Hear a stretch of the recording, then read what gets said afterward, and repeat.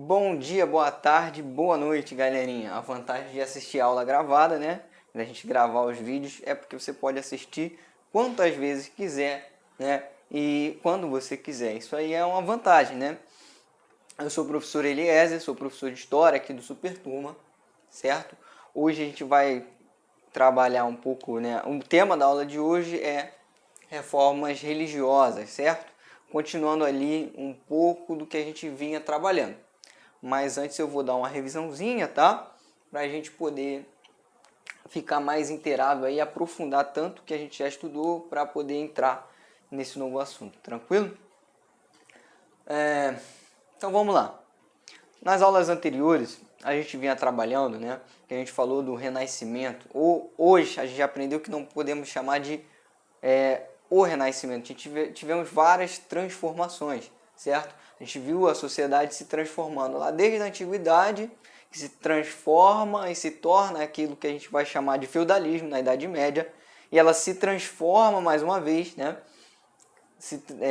Tornando o que a gente vai chamar aqui de modernidade. E aí eu fiz um esqueminha aqui para a gente pensar isso, e também é uma maneira de você, né, agilizar os seus estudos. Faz esse esqueminha em casa, tá? Porque aí você pode ter aquele link mental e começar a estudar. Faz essas anotações. Nesse lado aqui, eu coloquei o que seria a Idade Média, certo? O que vai caracterizar de forma geral a Idade Média, tranquilo? A gente vai ter aqui o poder fragmentado dentro da Idade Média. Lembra que esse poder, durante a Idade Média, ele seria dividido dentro daqueles feudos, certo? Então, em determinado território, teria divisão de vários loteamentos de terra em que teriam os senhores feudais. Então, esse poder ele é fragmentado na mão dos senhores feudais, né? Cada feudo ele é autônomo. Então, o poder ele acaba se fragmentando. E todos esses aí, de forma geral, eles acabam tendo um rei, né? Ou aquele nobre superior que tem a posse dessas terras e acaba sendo o suzerano, que a gente viu a figura do suzerano. Lembram disso? Correto. Isso vai caracterizar aí o modo de produção feudal, que é um modo de produção social, econômico, tá? Amonetário, ele não tem a presença de moeda. Tá? A produção ela é de subsistência. A gente viu que a produção ela é apenas para atender aquela necessidade, tá, daquela população. O poder, tá, vai estar na mão da igreja. A igreja ela vai ser a instituição mais poderosa durante a Idade Média. Ela tem muito poder, ela se torna a mais poderosa. A gente viu isso. Ela vem de Roma, permanece e só aumenta o seu poder, tá? E dentro desse contexto, é muito ligado com a ideia da própria igreja, a gente tem uma estrutura teocêntrica, ou seja, teo vem de Deus, centrismo de centro, ou seja, Deus no centro de todas as coisas. Quando a gente passar aqui para a modernidade, essa transição, a gente vai ter alterações nessas estruturas. O que era um poder fragmentado, ele passa a ser um poder centralizado. Certo? Centralizado em quem? A gente viu que é nas mãos do rei. Tá? E esse rei passa a ter o poder absoluto. Por isso, um poder absoluto, um regime absolutista. Então já percebemos uma mudança. Correto? A estrutura econômica, ela deixa de ser uma estrutura amonetária, vai passar a ser uma estrutura a partir da moeda, certo? A gente vai ter a relação comercial acontecendo, o que a gente vai chamar de renascimento comercial, o comércio flui novamente e vai fundar aí o que a gente vai chamar de mercantilismo.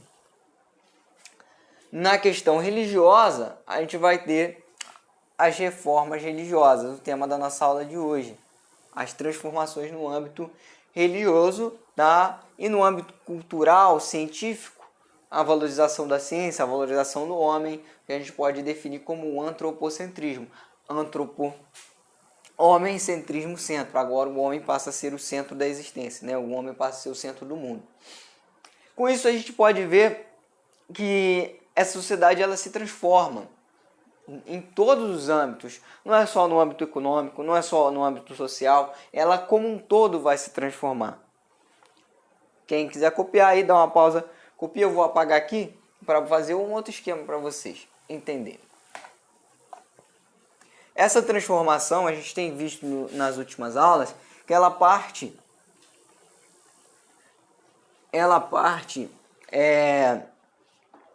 justamente da necessidade que vai surgindo. Não é algo que no dia para a noite acontece, é algo que dura muito tempo, é um processo. Mas à medida que vão surgindo novas necessidades para a sociedade, ela vai se reinventando e criando novas estruturas. Uma sociedade, a gente pode fazer um esquema aqui meio que simplista, mas ela pode ser tranquilamente pensada em 3 estruturas. Vamos pensar em pilares aqui, ó. Eu tenho um pilar aqui, certo? Que eu posso chamar de religioso. Eu tenho um outro pilar aqui, que eu posso chamar de econômico. Mais um, tá? Vamos poder aqui de 3 pilares, né? Aqui o cultural social.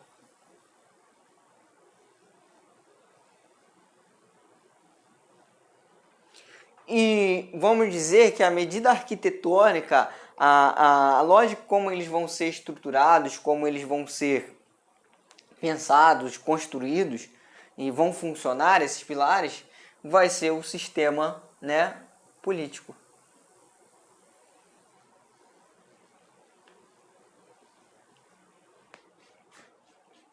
Nós percebemos que durante essa transição do feudalismo para a Idade Moderna, a gente vai ter mudanças em todos esses pilares. Iniciando aqui pela econômica, a gente viu as reformas, né? O renascimento econômico, comercial e urbano. A gente viu transformações aqui através das cruzadas e através também da valorização do cientificismo, a valorização do homem, que vai abalar essa estrutura, tá? Essa estrutura religiosa, ela vai se abalar. A estrutura econômica do regime feudal, deixa eu ver se consigo escrever aqui. Feudal, ela também vai ruir, ela não vai ser suficiente para suprir essas mudanças. Então ela começa a ruir, ela começa a apresentar falhabilidade. E a mesma coisa no cultural, a gente vai ter muitas revoltas camponesas, muita coisa acontecendo. O que vai demandar que o sistema político repense essas estruturas e reformule-as, certo? Através do que a gente viu no quadro seguinte, essa estrutura econômica feudal vai ser substituída por uma mais resistente aos novos tempos, que é o mercantilismo. A cultura vai ser substituída pelo renascimento cultural, que é mais resistente a essas novas medidas. E o religioso, que é o que a gente vai descobrir hoje, ele acaba entrando, de certa forma, em conflito com esse novo regime. Afinal, se a gente fala de um rei que tem poder absoluto, esse rei teria que disputar poder no âmbito religioso também. Afinal, a religião, a gente viu alguns filósofos, inclusive o Bossuet, que vai legitimar o poder, Deus legitima o poder do rei. Então, nós veremos que muitos reis não vão querer que a igreja tenha tanto poder quanto ela tinha na Idade Média, e vão trabalhar junto a isso para minar esse poder. Isso aí foi meio que uma repescagem, uma revisão do que a gente já tinha visto, tá? E agora a gente vai ver como é que se desdobra esse pilar aqui, tá? A questão religiosa, como é que ela funciona, certo? Eu só apagar aqui, próximo, tá? Então, tema da nossa aula de hoje, as reformas religiosas, tá? A gente vai trabalhar o protestantismo, o anglicanismo e o calvinismo, certo? Esse é Martim Lutero, um teólogo, acabou se tornando o teórico mais famoso da reforma protestante, mas a gente tem que ter bastante atenção, e eu já vou explicar a vocês o nosso primeiro slide aqui. Apesar lá do luteranismo e do Martinho Lutero ser lembrado como o primeiro reformador, o cara que vai protagonizar esse movimento reformista, a Reforma Protestante, contudo, essas reivindicações elas são muito anteriores ao próprio Lutero. Eu trouxe só um exemplo aqui para vocês, tem outros. Houveram muitos movimentos contestatórios do poder da igreja anteriores a Lutero. Só que eles não deram certo. Por que que eles não deram certo? Né? Esses movimentos anteriores não deram certo e o do Lutero vai dar certo. Já vamos fazer essa pergunta aí. Fique com essa dúvida aí, ó, essa interrogação na sua mente. Por que que com o Lutero dá certo? E por que que os movimentos que foram anteriores a Lutero não tiveram o mesmo sucesso? E vamos falar de um desses movimentos, tá? A chamada pré-reforma, certo? A pré-reforma, ela é liderada por um cara chamado Pedro Valdo, tá? Já aqui, ó, em 1174, o Lutero ele só vai iniciar seu movimento reformador no século XVI. Então, olha quanto tempo distante pessoas já reivindicavam a autoridade da Igreja Católica. Ela vai ser liderada pelo Pedro Valdo, é esse carinha que é retratado aqui nessa estátua, é o Pedro Valdo. Ele era um comerciante da França, se não me engano, na região da França, tá? E ele, já no século XII, vai começar um movimento que vai ser conhecido como valdenses, tá? Que seriam os seguidores de Pedro Valdo, por isso valdenses. Dentre das principais reivindicações do Pedro Valdo, tá? E dos valdenses, vai ser a tradução da Bíblia para a linguagem popular. Olha, não era uma das reivindicações do Lutero também? Vai ser uma reivindicação do Pedro Valdo, isso no século XII, tá? O Lutero vai começar no século XVI. Vai pregar ela ao povo sem a necessidade de um sacerdote, ou seja, pode ser pregada por qualquer um e não uma autoridade eclesiástica. E vai ter a questão da renúncia aos seus bens, aquela ideia de larga tudo e me segue, que vai ser utilizado também amplamente pelos franciscanos. Aquela ideia de que eu tenho que largar de todos os bens materiais, de me desprender da realidade material e seguir apenas a Cristo, né? Seguir apenas aos ensinamentos, às escrituras, certo? Então, lá no século XII, os valdenses eles já faziam essa crítica. Por quê? Aí vamos essa pergunta novamente. Por que que eles não deram certo? Porque naquele momento não havia um ambiente social e político para isso acontecer e eles não tiveram apoio de pessoas poderosas para dar seguimento a esse movimento. O que vai ser diferente na Reforma Protestante, porque a Reforma Protestante ela acontece no contexto que a gente vê do Renascimento. Então a gente tem contestações às estruturas anteriores, né, às estruturas da Idade Média, não só religiosas, mas no campo da ciência, da cultura, da economia, da política. Então é um momento muito mais propício ao avanço dessas ideias do que antes que a gente estava vendo durante a Idade Média, certo? Isso vai, em certa medida, impedir, né, que esse movimento, como o valdense e outros, tenham êxito. Tá? Eles também vão defender aí que cada fiel teria o direito de conhecer a palavra, né, conhecer as escrituras na sua própria língua. Tranquilo? Eu coloquei muito texto aqui, não se assustem, eu não costumo botar muito texto aqui, tá? Porque na apresentação ela fica meio complicada. Mas como a gente está tendo aulas gravadas, eu procurei dar mais aprofundamento nesse material escrito. No final eu botei um resumo, tá? E aí vocês podem anotar o resumo no caderno, e aí quando vocês forem estudar, vocês estudem baseado nesses slides, tá? Porque como a gente não está tendo aula presencial, eu prefiro dar um aprofundamento melhor aqui nesses textos, tranquilo?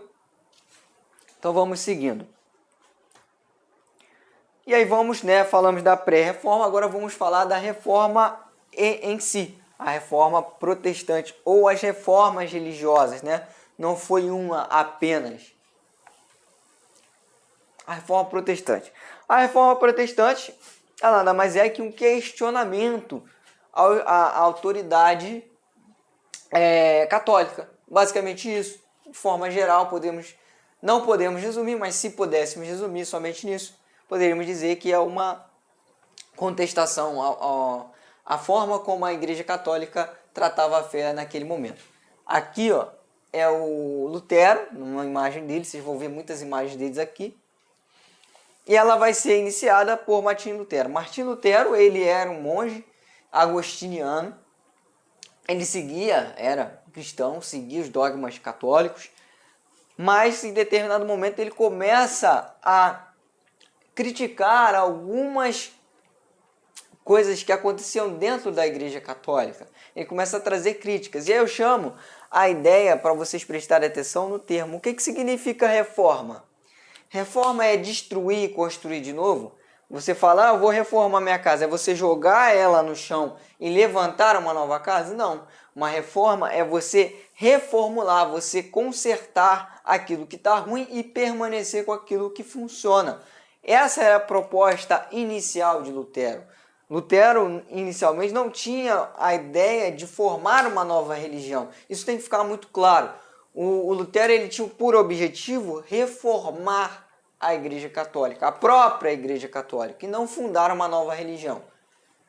Isso tem que ficar muito claro na cabeça de vocês. Vocês entenderam? Presta atenção.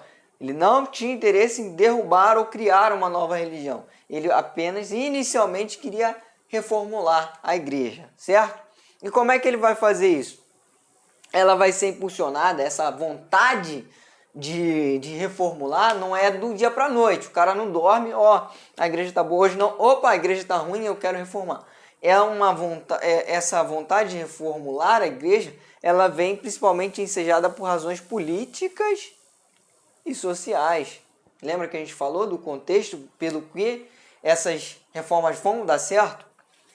Razões políticas e sociais. A gente estava vendo acontecer muitas revoltas camponesas lideradas em grande parte por um carinha chamado Thomas Manzer, tá? E o Thomas Manzer, ele também tinha propostas de reformular a religião, tinha críticas à Igreja Católica, e principalmente a ideia do anabatista, a ideia de que o batismo ele só vai passar a ter validade quando a pessoa tem a consciência daquele ato, daquele sacramento, ou seja, que o batismo católico, quando apenas uma criança, não teria validade, entre outras coisas. O Thomas Manzer ele vai liderar muitas revoltas. E aí, como assim revoltas? Lembra quando a gente estava falando na nossa última aula, a Guerra dos 100 Anos? Que a gente viu que, inclusive, na França a gente vai ter muitas revoltas camponesas que vão acontecer principalmente pela peste e pela guerra que a Europa passava. A França estava muito fragilizada. Isso vai fazer com que a população vá para a miséria e, por estar em uma situação miserável, vá se revoltar, certo? São as jaqueires que a gente falou, as jaqueires. Elas estavam acontecendo muito e a Europa precisava de se mudar. A necessidade de mudança surgia, ela clamava, ela se fazia sentir, se fazia ouvir. E vários líderes, vários pensadores vão tentar reformular essa sociedade para que ela possa atender essa nova realidade. Gente, e vamos raciocinar aos olhos da época. Vamos olhar para essa Europa feudal da Idade Média ou ali no finalzinho da Idade Média. A gente tinha, a peste negra dizimou cerca de 1/3. O número varia, mas o mais aceito aí, 1/3 da população da Europa. As guerras estavam acontecendo, Guerra de 100 Anos, Guerra das Duas Rosas, Guerra de Reconquista, guerras à torta e à direita acontecendo na Europa. Durante esse período, a galera achou mesmo que o mundo ia acabar, gente. Achou que o mundo ia acabar. Hoje a gente está vivendo essa epidemia aí, já tem gente que pensa que o mundo vai acabar.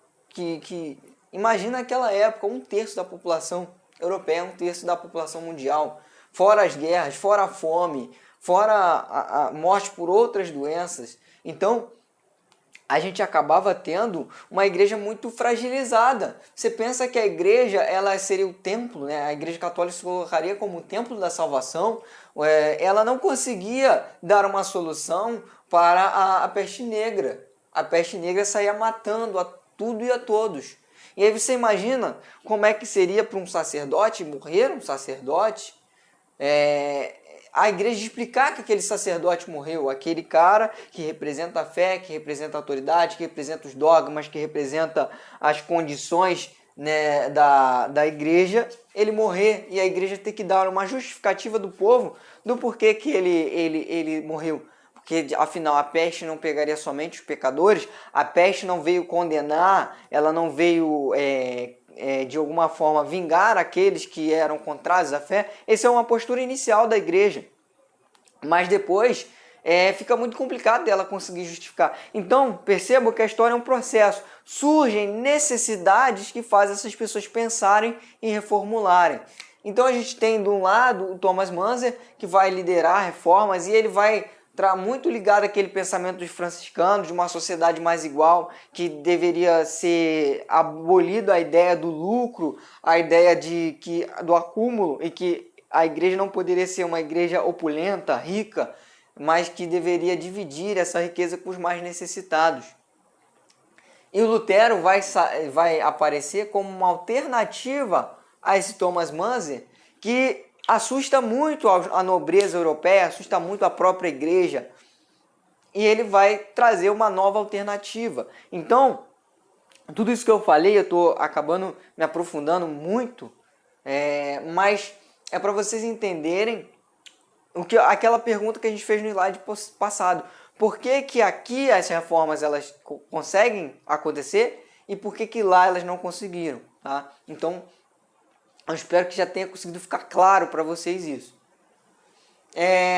Então, o Lutero ele vai criar uma série de críticas, tá, contra a Igreja Católica, vai reunir essas críticas em que ele vai chamar de 95 teses, um documento, e ele vai chegar na igreja, na porta da igreja, e vai pregar essas críticas traduzidas para a língua germânica, que hoje seria a Alemanha, certo? Dentro dessas críticas, ele vai criticar principalmente, né, a questão dos lucros, né, da forma como a igreja se portava naquele momento. Isso aqui. Aí um pouco dessa oposição entre o Lutero e o Manzer, tá? Thomas Manzer aqui. Aí já o que eu estava falando no outro slide, ele vai comandar revoltas camponesas contra a nobreza e vai propor uma sociedade sem diferenças entre ricos e pobres. Isso assusta muito aos poderosos. E o Lutero vai surgir como, né, uma alternativa ao Manzer, e que vai dizer que a existência de senhores e servos é a vontade, faz parte da vontade divina. Vai lembrar muito o Agostinho, né, o Santo Agostinho, o agostinianismo, que vai pregar aquela espelho da cidade de Deus e a cidade da terra, onde a gente, lá na Idade Média, a gente teria que ter aquela pirâmide, né, os que rezam, os que guerriam e os que trabalham. Essa divisão é uma divisão, Agostinho já defendia, é uma divisão que interessa ao reino divino. E por isso o Lutero ele vai ter tanto mais apoio, ele vai ter mais aceitação entre as elites. Aqui outra imagem do Lutero, aí com as teses na mão, né, retratando as teses. Tá? E aí, em 1517, ele vai pregar as 95 teses na porta da Catedral de Wittenberg, eu acho que é a pronúncia assim. E essas teses, elas inicialmente tinham a ideia de chamar a igreja para discutir essas teses, tá? Que é meio críticas principalmente às vendas de indulgências, tá? A questão da tradução da Bíblia para o idioma comum, para que as pessoas entendessem. Porque, gente, como é que era a igreja nesse momento? Vamos dar um retrato. Deixa eu ver se eu abro aqui o resumo. Que fica mais fácil. Vamos lá. Esse aqui é o resuminho que eu botei para vocês, tá? Para vocês anotarem. Quais são os antecedentes da Reforma Luterana? A gente tinha uma igreja católica que era pautada principalmente pela opulência. O que é opulência? Seria o que hoje, mais ou menos, não é exatamente, mas mais ou menos hoje a gente entende por ostentação. Uma igreja que ostenta muita riqueza, você entra, ela é grandiosa, tem os tetos ornamentados a ouros, grandes pinturas clássicas, né? Esculturas religiosas fantásticas. Então era uma igreja que impactava muito nesse sentido, parecia muito rica, ela queria se mostrar grande. A gente tinha um clero corrupto. Como assim, professor? Clero corrupto? Sim, o clero corrupto. Eu falo, a corrupção ela é inerente à humanidade, existe desde sempre. A gente tinha desde padres, bispos, sacerdotes que atentavam contra o celibato clerical, por exemplo. Você tinha padre, né? Você tinha sacerdote, bispo, dentro da Igreja Católica Apostólica Romana, que era casado, tinha filho, 3, 4, 5 filhos. E isso era uma afronta aos próprios dogmas da igreja, aos próprios sacramentos. Todo mundo sabia, mas acontecia, certo? Você tinha, inclusive, a seleção do Papa, muitas vezes acontecia por relação financeira. Quem pagava mais virava Papa. Ou então a compra de um cargo eclesiástico, eu quero ser bispo. Aí o nobre ele vai lá, paga X quantia e vira bispo, certo? Então havia muitas críticas a essa corrupção do clero.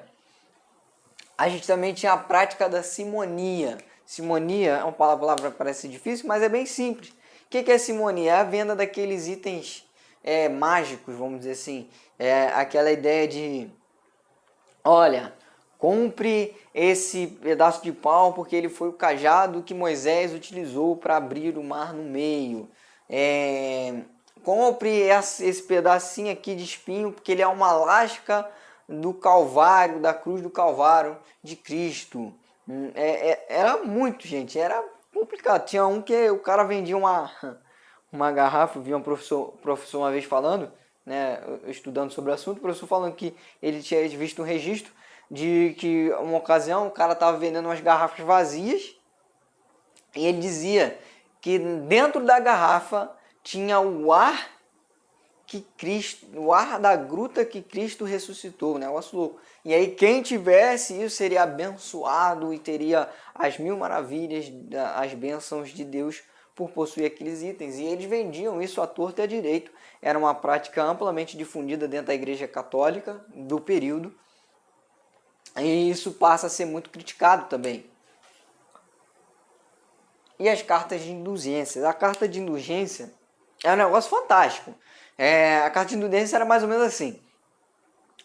Meu tio foi pra guerra, matou muita gente, matou, estuprou, roubou, aconteceu. Mas eu gostava muito do meu tio. Mas meu tio acabou morrendo. E eu acho que o meu tio foi pro inferno. Então, mas eu gostava muito do meu tio. O que eu posso fazer? Eu posso dar um presente pro meu tio. Eu vou lá na igreja, no clero, e vou comprar uma carta de indulgência, né? Uma carta de perdão, podemos traduzir como carta de perdão, e a alma do meu tio seria tirada do inferno e iria para o céu, se eu pagasse uma quantia considerável. Né? Às vezes envolvia outras tradições, como o cara tinha que subir uma escadaria ajoelhado para poder rezar 200 Pai Nosso e pagar a quantia, você salvaria. Também tinha a questão do purgatório. Eles diziam que o purgatório ele demoraria 1000, 2000 anos. E aí você podia comprar uma redução do purgatório. Se você comprar esse aqui, pacote de 100 reais, você diminui 1000 anos no purgatório. Se você comprar o de 300 reais, você vai diminuir aí, 4000 anos. Se você comprar esse de 1000 reais, você nem vai para o purgatório, já vai para o céu direto. Vendiam escritura, como se fosse uma escritura imobiliária de pedaços de terra no céu. Eu estou comprando a Alameda Los Angeles, número 23, CEP 268762, do Reino do Céu. Os caras vendiam isso. As pessoas compravam, elas acreditavam nisso. Outra questão que até não está aqui, mas eu vou botar aqui, que é a prática da usura. A prática da usura é algo que a igreja vai condenar como pecado aqui. Só que ela vai contra principalmente aquela classe que a gente viu que estava crescendo muito, que é a burguesia. O que é a usura? A prática da usura. A usura é você, por exemplo, pegar um empréstimo. Eu vou lá e te empresto R$1.000 e em 12 meses você vai me pagar 1.200, um percentual de juros em cima daquilo que eu te emprestei. Só que eles vão dizer que eu estou cobrando em cima do tempo. Como assim do tempo? Eu te prestei R$1.000 e você tem que pagar em 12 meses. 12 meses são o quê? Tempo. Eu estou cobrando pelo tempo que você permanece com esse valor. O tempo não pertence ao homem, o tempo pertence a Deus. Então, o homem não pode enriquecer pelo tempo, porque tempo é algo que pertence somente a Deus. Então, eles vão criticar muito a questão dos empréstimos, não só dos empréstimos. Se a gente for parar e pensar do próprio produto, se eu pego um produto a R$10 e eu vou vender ele a R$1.000, ou R$100, ou R$200, eu estou colocando um valor ali. E esse valor, de acordo com a Igreja Católica, nesse período, ele vai ser muito criticado. Eles vão dizer, vão se valer de escrituras bíblicas, como aquela do mais fácil passar um camelo no buraco de agulha do que um rico adentrar no reino do céu. Eles vão criticar muito essa classe de comerciantes que começa a crescer, certo? E com isso, a gente vai ter o Lutero fazendo essa reforma. Ou essas críticas, ele vai propor alternativas para reformar essas críticas que fazem a igreja, certo? Vai ser através das 95 teses. E aí, qual é o cerne da filosofia luterana? A salvação pela livre interpretação da Bíblia. Antes você podia ser salvo seguindo, né, a risca os dogmas cristãos. Mas a gente sabe que o homem ele é pecador. Eventualmente o homem vai ser pecado. Então ele poderia ser salvo através do perdão concedido por um sacerdote. Ele vai lá, o sacerdote perdoa-o, comprando a indulgência para ser salvo, né? Mas Lutero não vai concordar com isso. Lutero vai dizer que o homem ele não precisa disso para ser salvo. Ele não precisa da instituição católica para ser salvo. Não, ele pode ser salvo pela livre interpretação da Bíblia. Ou seja, ele conhece as Escrituras, ele segue-as, ou ele em determinado momento ele peca, ele se arrepende, e esse arrependimento seria suficiente para fazer com que ele adentrasse o reino dos céus. Então ele está rompendo aqui com essa lógica que vinha da Igreja Católica, certo? Ele vai desburocratizar a religião, diminuindo os sacramentos. O que são sacramentos? É o matrimônio, é um sacramento, a Eucaristia, certo? Ele vai dizer que são apenas 2 sacramentos. A Eucaristia, que é aquela ritual que a gente tem até hoje na Igreja Católica, que o católico deve conhecer, que é aquele momento durante a missa em que eles distribuem a hóstia e o vinho, né? O pão consagrado e o vinho, que representaria o corpo e o sangue de Cristo. Somente esse. E a tradução da Bíblia. Por que a tradução da Bíblia? Se eu digo que o cara ele vai ser salvo pela livre interpretação da Bíblia, para interpretar ele tem que conseguir ler, tem que conseguir ter acesso, entender. E naquele momento, como é que funcionava uma missa católica? A igreja era aquele lugar gigantesco, né? Muito gigante, dava eco. O padre, ele não necessariamente, na maioria dos casos, não tinha uma boa dicção e falava em latim. As pessoas não entendiam latim e o áudio, né, não tinha microfone, não tinha nada, era meio complicado. Então a missa, eu vou fazer uma representação para vocês. Era mais ou menos assim.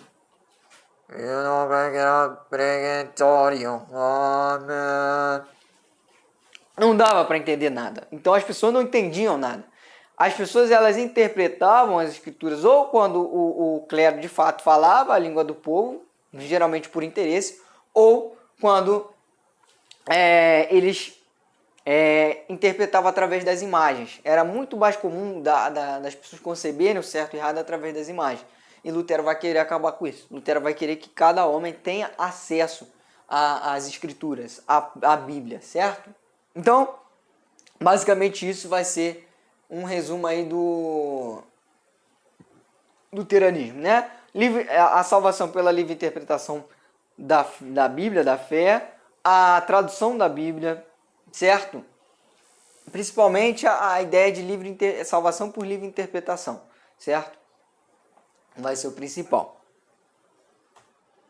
Agora, certo?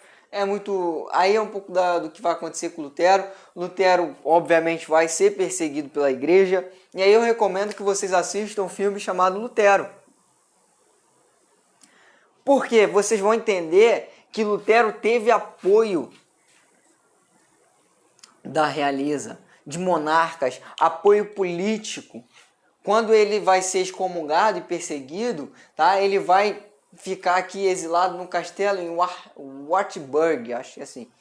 E isso aqui eu não sei pronunciar não, Eisenach, não sei. Se não me engano, no território na França. Onde hoje é... Não, perdão, França não.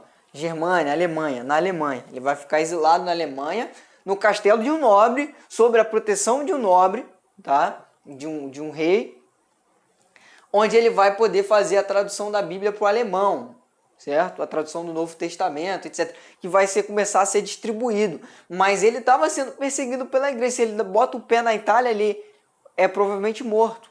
Mas ele vai ter proteção. Por que que o rei vai proteger ele? Outra pergunta que eu te faço. Por que que essa realeza vai apoiar o Lutero nesse momento? Por quê? Nesse momento, o rei quer ser absoluto. E ele entende que a igreja tem muito poder. E se ele encontra uma alternativa de diminuir esse poder, de deixar a igreja somente relegada à fé e não se meter nos assuntos da terra, né, podemos dizer assim, ele vai ser muito interessante para esse rei. E interessante também para a burguesia. Porque lembra que a igreja condena a riqueza, condena a usura. Para a burguesia, essas novas soluções parecem muito mais interessantes, certo? Vamos apagar aqui. Então é importante entender isso. É um momento propício para o avanço dessas ideias. Agora, entendido, né, a reforma luterana, de maneira geral, aí resume em salvação pela livre interpretação da Bíblia, a redução dos sacramentos para o batismo e Eucaristia, certo? E a tradução da Bíblia, de maneira geral. Agora vamos para a reforma anglicana. Reforma anglicana, que é a reforma que vai acontecer na Grã-Bretanha. Essa aqui é mais fácil da gente entender, porque ela é política, é uma reforma eminentemente política. Certo? Lembra que a gente estava falando na última aula do Henrique VII, né? E depois que vai iniciar a dinastia Tudor, depois vai vir o Henrique VIII? Então, esse aqui é o Henrique VIII, filho dele. Tranquilo? E esse Henrique aqui, a Inglaterra, a Grã-Bretanha, ela era muito católica, muito fiel à igreja tradicional católica. Só que vai ter um probleminha. O Henrique VIII, ele defendia muito, né, a igreja católica, etc. Ele vai defender muito a igreja católica. Só que ele vai mudar, ele vai fazer essa reforma, promoveu a reforma inglesa para satisfazer suas necessidades políticas. Então, na Inglaterra, na reforma anglicana, não é tanto uma questão religiosa, é uma questão política. Por quê? O bonitão aqui se casou com a Catarina de Aragão, da família dos Habsburgo, e o bonitão aqui não conseguiu, eles dois não conseguiram ter um filho homem, eles tiveram a Mary Tudor, certo? Qual o problema aí? Vocês devem lembra da guerra, vamos puxar na memória, a Guerra das Duas Rosas.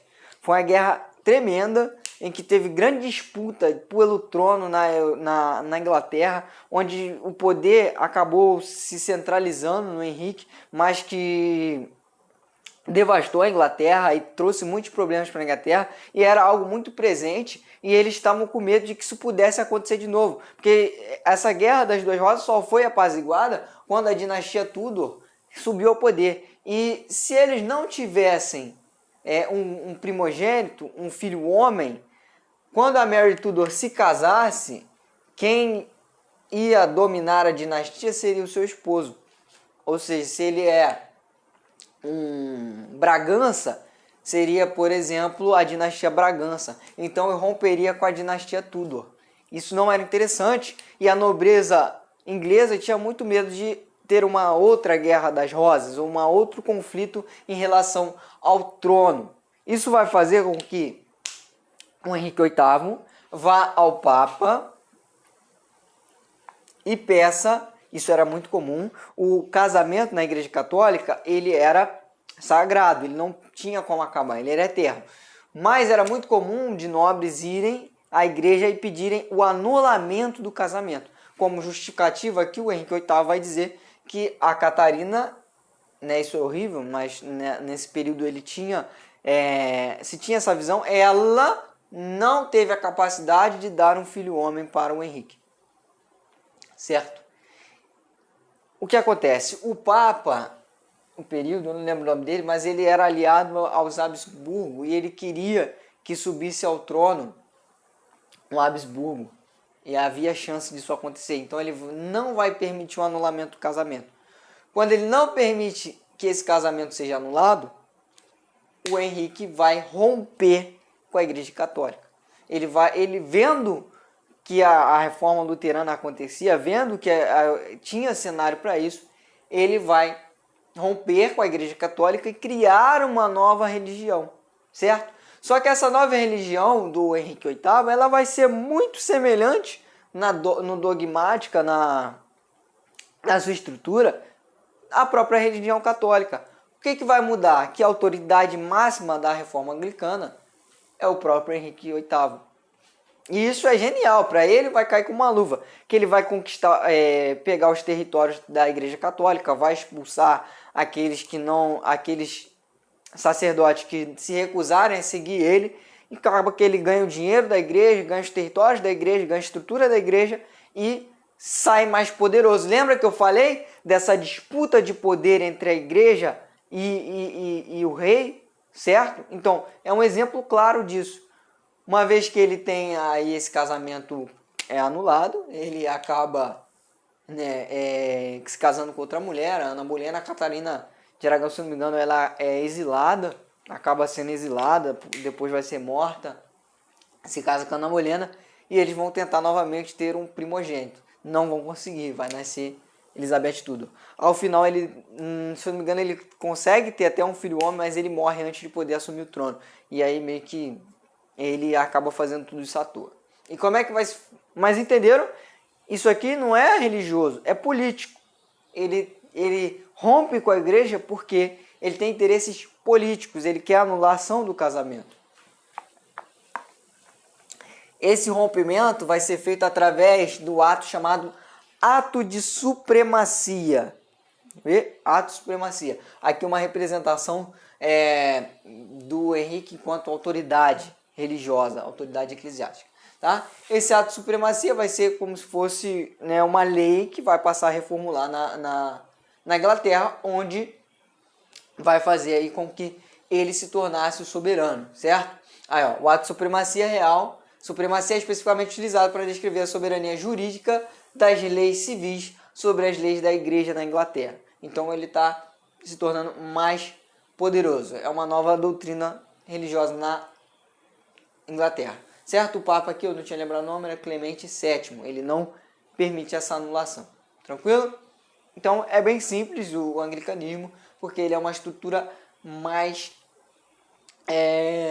política. Tá? E se vão ver aqui, eu não sei se eu botei aqui, a reforma anglicana ela buscou ser uma via média entre Roma e o protestantismo. E ela procurou preservar ao máximo a tradição romana católica, ou seja, ele mantém muito da própria estrutura da Igreja Católica, tranquilo? E o calvinismo? O calvinismo é mais simples ainda, tá? O calvinismo, ele vem um pouco depois de Lutero, ele vai trazer muito das ideias de Lutero, a tradução da Bíblia, etc. Só que o calvinismo, ele vai buscar, de fato, atender principalmente a burguesia. Ele acaba sendo um regime muito mais interessante para a burguesia do que o próprio luteranismo. Por quê? Primeiro, ele não vai condenar o enriquecimento, pelo contrário, ele vai apregoar isso, ele vai fomentar isso. Como assim? Ele vai dizer, entre os pontos principais, a questão da predestinação. Tá? Predestinação. O que vai ser essa predestinação? Ele vai dizer, muito daquele pensamento, talvez a gente tenha até hoje um pouco disso, que é o seguinte: Deus é onipotente, onisciente. Nenhuma folha cai de uma árvore sem a concessão, né? Sem que Deus permita que ela caia. Então, as pessoas já nascem salvas ou condenadas, porque elas já são predestinadas ou à salvação ou à condenação, certo? Isso que ele vai dizer. E aí, se a gente já nasce salvo ou condenado, para que vale a nossa fé, né? A nossa busca pelo divino?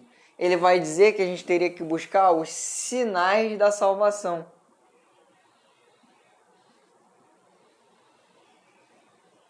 Certo? Sinais da salvação. O que seriam esses sinais da salvação? O sucesso, principalmente através do trabalho. Ou seja, aquele cara que é bem sucedido, ele tem sinais de que será salvo. Diferente daquele cara que não tem sinais. Ou seja, aquele cara que é vagabundo, que não gosta de trabalho, que não quer trabalhar, que não quer enriquecer, que não tem ganância, que não tem vontade de crescer, ele tem sinais de que vai estar predestinado, ele tem sinais de que está predestinado a ser condenado. Aquele cara que trabalha, começa a enriquecer, começa a crescer na vida, ele tem sinais que ele está predestinado a ser salvo. Entenderam como é que funciona de forma geral o calvinismo? Mas aí, professor, você está dizendo então que só quem for bem sucedido, quem for rico, que vai ser salvo? Não, o Calvino não vai dizer isso. Ele vai dizer o seguinte: por exemplo, se aquele menino nasce numa família muito pobre, muito pobre, sem nada, e ele consegue, por mais que ele continue pobre, mas ele continue, ele cresça um pouco na vida, além do que a sua família e o seu pai era, ele teve algum sucesso, ele já teria um sinal que ele estava predestinado a ser salvo, certo? Então o cara nasce numa família que mora na rua, ele trabalha, vira, sei lá, faxineiro, mas virando faxineiro ele consegue comprar uma casa, ele consegue, por mais que ele viva num barraco, que ele viva numa situação muito de vulnerabilidade, ele já teve um sucesso, ele tem um sinal de que ele está predestinado à salvação, certo? Agora, pelo contrário, um cara nasce muito rico, mas ele não gosta de trabalhar, ele acaba se envolvendo em jogos e vai para a falência. Ele tem sinais de que ele está predestinado a ser condenado. Tranquilo? Isso vai fazer com que o calvinismo ele seja abraçado muito por essa burguesia, porque essa burguesia vai defender o seu enriquecimento e sua ascensão como classe como um sinal de que eles estavam predestinados a ser salvos e, portanto, um sinal de que essa nova formulação econômica, que é um embrionário aí do capitalismo, ele vai ser algo correto, que está algo certo dentro da lógica religiosa.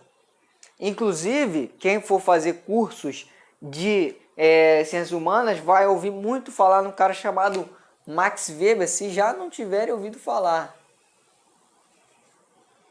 que vai ser um sociólogo, que vai escrever um livro muito famoso, muito estudado até hoje, que é justamente A Ética Protestante do Capitalismo, em que ele vai analisar a questão do protestantismo, do calvinismo, na formação dos Estados Unidos enquanto nação capitalista. Interessante, vale a pena quem quiser dar uma olhada, tá? Então, entenderam de forma geral o calvinismo, certo? Então, basicamente, acho que do calvinismo é basicamente isso que vocês têm que ter na cabeça, tá? E aí, por fim, a Contra-Reforma. A Contra-Reforma, ela é a reação da igreja à reforma protestante, essas reformas religiosas. E é muito simples. A igreja católica vai se reunir e vai falar: olha, A situação está ficando feia, a gente está tendo disputas, diversas disputas acontecendo pelo poder religioso, outras religiões acabam sendo fundadas, a gente tem que fazer alguma coisa. O que a gente vai fazer? Eles vão se reunir no famoso Concílio de Trento, tá? Uma imagem desse concílio aqui, tá? E eles vão discutir como é que a igreja vai se portar a partir de então. Eles vão reafirmar todos os dogmas católicos. Eles sentam e falam, né? E aí, o que a gente vai mudar? Aí a gente falou, melhor a gente decidir o que a gente não vai mudar. O que a gente não vai mudar? Os dogmas. Então, todos os dogmas são reafirmados, tá? A criação da Companhia de Jesus, os jesuítas criados pelo Padre Loyola, que seria o exército de Cristo, que vai servir para angariar novos fiéis.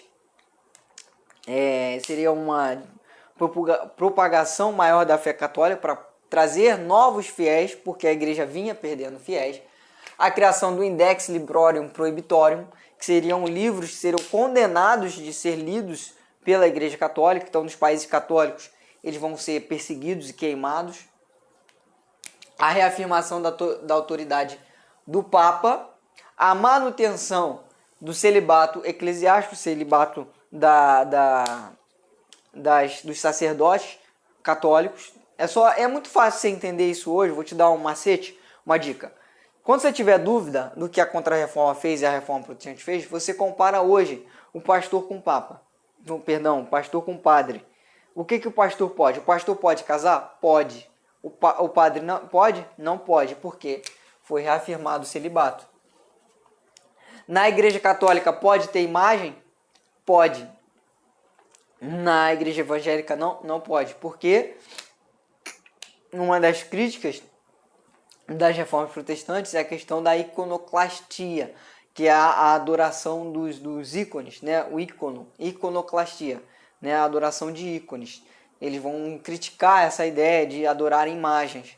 A Igreja Católica reafirma isso. Por isso hoje você ainda tem isso na Igreja Católica. Só macete. Então, teve na dúvida? Compara a Igreja Católica com as igrejas evangélicas. Isso aí vai estar mais fácil, mais fresco na sua mente, tá?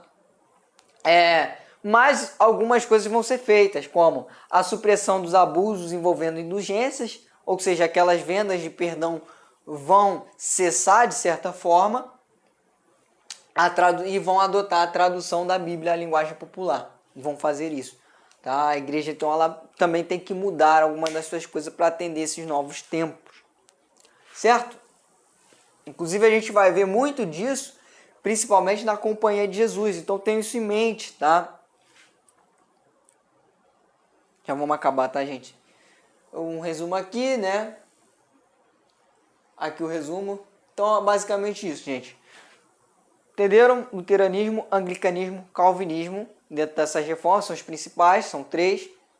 Certo? Vocês vão receber uma lista de exercícios junto a essa aula para vocês resolverem, tá? Qualquer dúvida eu vou estar disponível para responder vocês. Gostaria apenas de adiantar uma coisa aqui que vai facilitar nesse contexto para vocês entenderem a próxima aula. Vou fazer um triângulo aqui. A gente viu que a sociedade moderna se transformou, tanto no âmbito econômico, quanto no âmbito religioso, quanto no âmbito cultural, social, etc. Político, principalmente. Tá? Então, a gente vai ter uma nova formulação da sociedade, que vai ser dividida agora entre o clero, os que rezam, a nobreza, tá? E o povo aqui, tá? Só que surgiu uma nova classe, que são os burgueses, né? Vou botar aqui, burguês. Nessa estrutura do absolutismo, que a gente viu, centralização do Estado, poder, exército nacional, idioma comum, fronteiras, etc. Toda essa estrutura vai ser cara, né? E nessa lógica, o clero não paga imposto e a nobreza também não paga imposto. Primeiro e segundo estado não paga. Quem vai sustentar todo o absolutismo, essa ideia, vai ser principalmente a burguesia, que vai pagar muitos impostos, tá? E o povo também, de certa forma, continua pagando impostos. Mas esses aqui, o chamado terceiro estado, vai sustentar tudo isso, tá? Por que ele sustenta isso? Porque ele vai, principalmente a burguesia, ela vai ganhar com isso também. O rei vai proteger essa burguesia, vai dar monopólios. Quando a gente for estudar Brasil, a gente vai ver que essa burguesia vai receber monopólio de exploração, de comércio. Então é interessante para eles também. Tá? Mas em determinado momento, eles vão perceber que eles não precisam mais do apoio da nobreza. Eles não precisam que a nobreza ajude-os mais. Eles vão perceber que eles podem tomar o poder sozinhos. Isso vai acontecer quando a gente for estudar o Iluminismo, na Revolução Francesa. Por isso que eu estou adiantando aqui, para você já ter isso na mente, para quando a gente for falar, que vai estar nas próximas aulas, você já ter uma noção disso. Nesse momento, lá no final, na Revolução Francesa, a gente vai ver que vai ter até um conselho que vai se reunir dos 3 estados. Eles vão discutir uma crise que acontecia na França. E nessa reunião vai ser reforçado que quem deveria pagar a conta da crise seria o povo e a burguesia. Nesse momento, a burguesia e o povo vai romper e vai se voltar contra esse Estado. Mas essa aliança que vai se fazer aqui entre povo e burguesia só vai se dar até o fim da Revolução Francesa, onde a burguesia vai tomar o poder, e aí depois que ela toma o poder, ela vai tentar afastar o povo. E aí a gente vai ver uma série de conflitos que a gente continua nos próximos episódios. Agradeço a presença não, né? Mas agradeço a atenção de vocês. Desejo a vocês uma boa tarde, boa noite, bom dia. Vamos focar nos estudos, gente. Aproveita esse momento, porque o seu coleguinha não, mas o seu concorrente, ele está disperso. Esse momento, ele está mais preocupado em assistir televisão, jogar videogame, porque está pensando que a prova vai adiar ou que a prova não vai chegar. A prova vai chegar sim, gente. A prova vai chegar. Ela pode não chegar tão cedo, mas uma hora vai chegar. Quanto mais tempo você tiver para estudar, melhor, você vai mais preparado, você vai com mais certeza de que você vai passar mais tranquilo. Então aproveita esse tempo que você está em casa, tá? Você está à toa, pega livro, vai estudar, vamos botar a matéria em dia, gente. Eu estou aproveitando esse tempo para botar meus estudos em dia, então vamos fazer isso, gente. Vamos estudar muito, a gente vai passar conteúdo, a gente está redobrando conteúdo para você estudar, tá? Valeu, muito obrigado e tchau!